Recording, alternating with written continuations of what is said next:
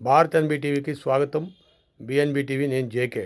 మిత్రులారా, అమరావతికి మూడవసారి ప్రధానమంత్రి వస్తున్నారు మన మోడీ. గతంలో వచ్చి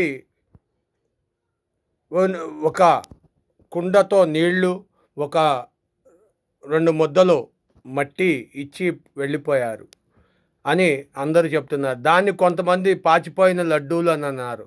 అలాంటిది మరి ఈసారి మన మోడీ మళ్ళా అమరావతి పునర్నిర్మాణానికి వస్తున్నారు అంటున్నారు. మరి ఈసారి ఏమిస్తారో తెలియదు, కానీ పేరుకు మాత్రం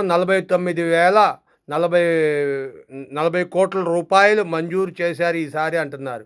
మరి ఈసారి అన్నా అమరావతి పూర్తి అవుతుందో లేదో తెలియదు, కానీ మధ్యాహ్నం 2:55 గన్నవరం దిగుతారట. అక్కడి నుండి 3:15 వెలగపూడి డైరెక్ట్గా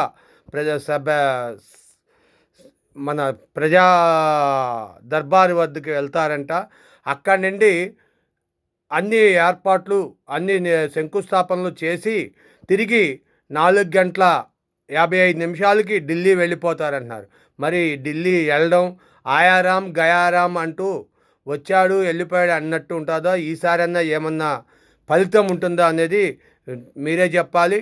మీ విలువైన అభిప్రాయాలు కామెంట్ రూపంలో తెలియచేయండి, లైక్ చేయండి, సబ్స్క్రైబ్ చేసుకుని. Thank you for watching our channel.